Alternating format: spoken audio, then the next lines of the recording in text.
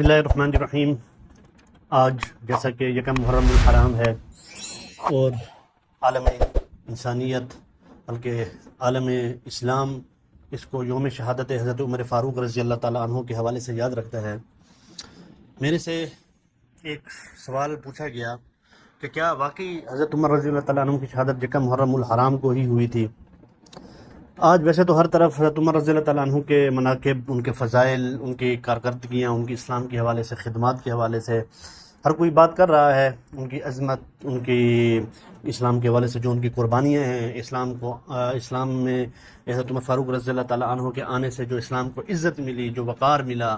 بلکہ حضرت عمر رضی اللہ تعالیٰ عنہ کو جو وقار ملا اسلام کے ذریعے سے، وہ سب مختلف چینلز پر، مختلف جگہوں پر، مساجد میں علماء کرام آپ کو بتا رہے ہوں گے۔ لیکن ایک بات جو ہم اہل سنت کو بھی اس بات کو ذہن نشین رکھنا چاہیے، علماء کو اپنے جو عوام الناس ہے ان کو یہ بات بتانی چاہیے کہ کیا واقعی ہے عمر رضی اللہ عنہ کی شہادت جو ہے نا وہ یکم محرم الحرام کو ہی ہے، یا ہم کسی اور کہ جیسا کہ 10 محرم الحرام کو حضرت حسین رضی اللہ عنہ کی شہادت ہے تو ہم زبردستی اس کو ان کے ساتھ ملانے کی کوشش کرتے ہیں، اور جس طرح وہ 10 محرم کو حضرت حسین رضی اللہ عنہ کی شہادت کے حوالے سے ایک فرقہ یاد کرتا ہے، تو ہم بھی زبردستی ایک عشرہ بنانے کے چکر میں یکم محرم سے 10 محرم تک اہل سنت اس میں گھسنے کی کوشش کرتے ہیں۔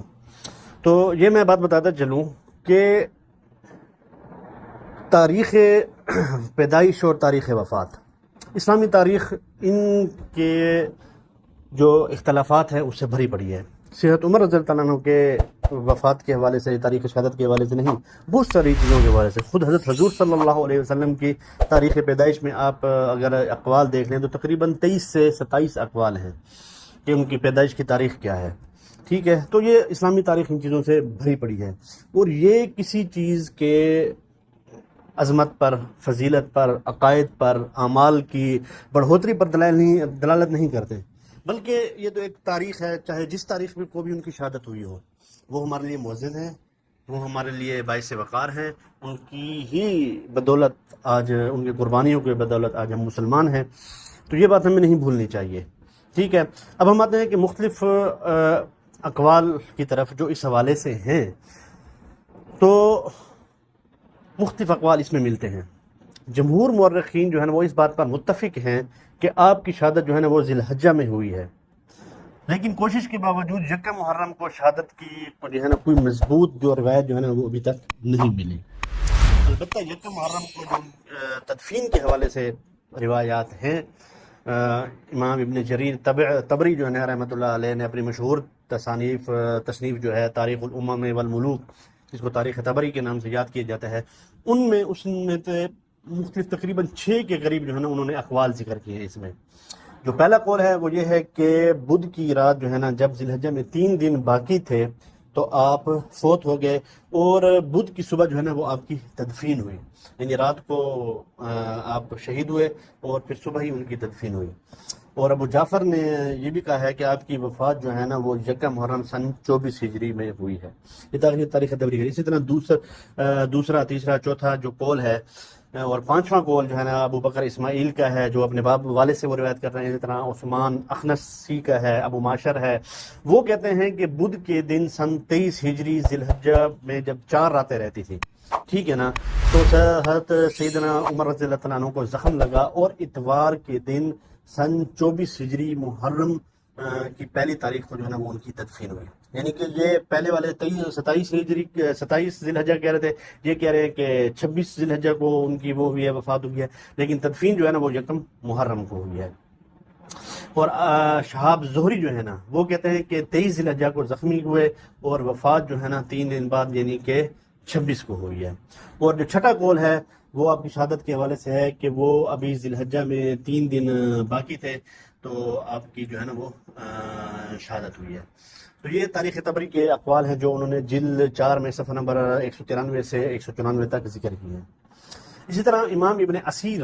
رحمۃ اللہ علیہ جو ہے نا ان کی اپنی جو مشہور کتاب ہے اسد الغابہ فی معرفت الصحابہ،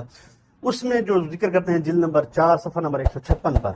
وہ کہتے ہیں کہ مشہور و قدیم سیرت نگار محمد بن سعد الزہری رحمۃ اللہ علیہ نے اپنی مشہور کتاب طبقات الکبیر المعروف طبقات ابن سعد میں بھی 2 روایتیں ذکر کی ہیں، اور وہ یہ 2 روایتیں اور امام ابن اسیر کی وہ ساری روایتیں وہی ہیں جو کہ امام ابن تاریخ طبری والے نے ذکر کی ہیں، وہی اقوال انہوں نے اس کے اندر ذکر کیے ہیں۔ اس طرح مورخ ہیں ابو الحسن المسعودی، ٹھیک ہے، تو انہوں نے بھی اپنی کتاب میں لکھا ہے، ذکر کیا ہے کہ حضرت عمر رضی اللہ تعالیٰ عنہ ان کی خلافت کے دوران ہی میں مغیرہ بن شعبہ کے جو غلام تھے ابو لولا، تو انہوں نے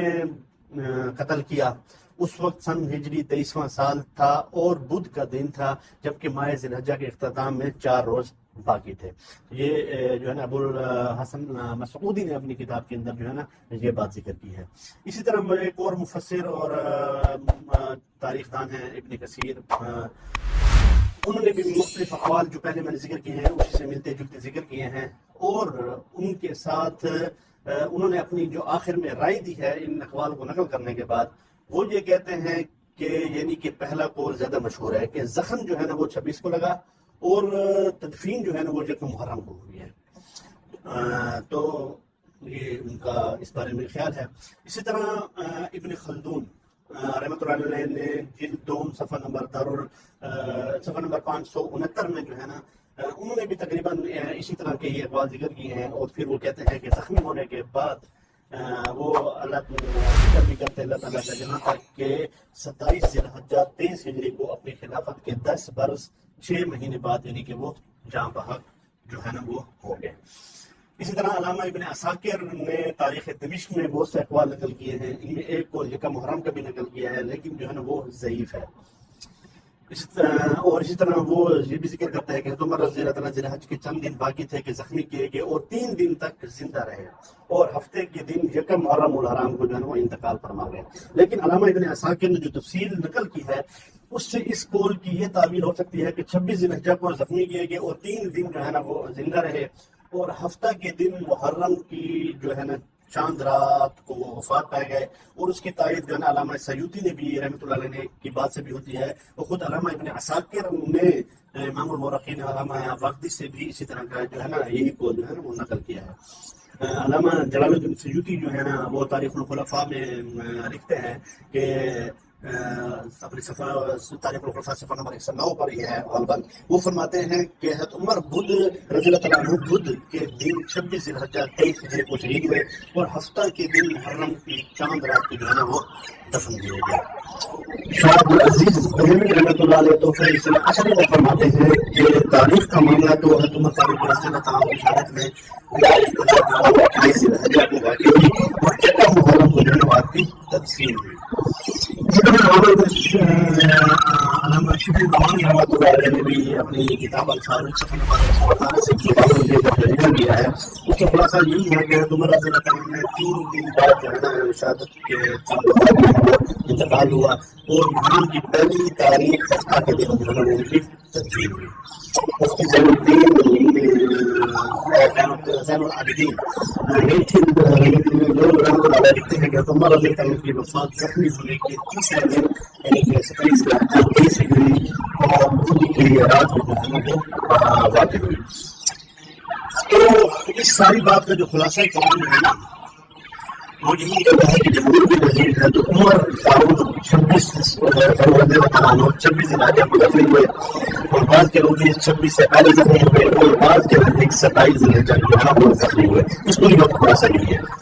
اس پوری تفصیل سے پھر طریقوں کے اثر یہ بھی معلوم ہوتا ہے کہ یوسف بن خالد رحمۃ اللہ علیہ نے آپ کے مسائل ان کے حل میں بھی لکھا ہے کہ 26 ذی الحجہ 23 ہجری کو 31 اکتوبر 644 عیسوی کو نماز فجر میں وہ خنجر سے زخمی ہوئے، 3 راتیں زخمی حالت میں زندہ رہے، 29 ذی الحجہ 3 نومبر کو وصال ہوا، یکم محرم 24 ہجری کو روزہ اطہر میں جو ہے وہ صبح خواب ہوئے،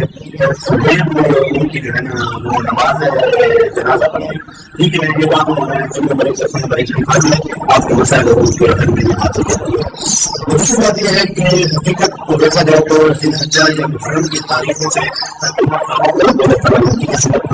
کوئی بھی فرق نہیں پڑتا۔ یہ رضی اللہ تعالیٰ عنہ تھے اور وہ انسان کے اعظم بھی تھے، جو مسلمانوں کے انسان کے اعظم بھی تھے، وہ تاریخ اسلام کے رہنما بھی تھے، وہ ہماری عزت و وقار بھی تھے، وہ ہمارے سر کا تاج بھی تھے، وہ تقریباً اسلام کے سر کا تاج تھے، مسلمان سے یہ تاریخ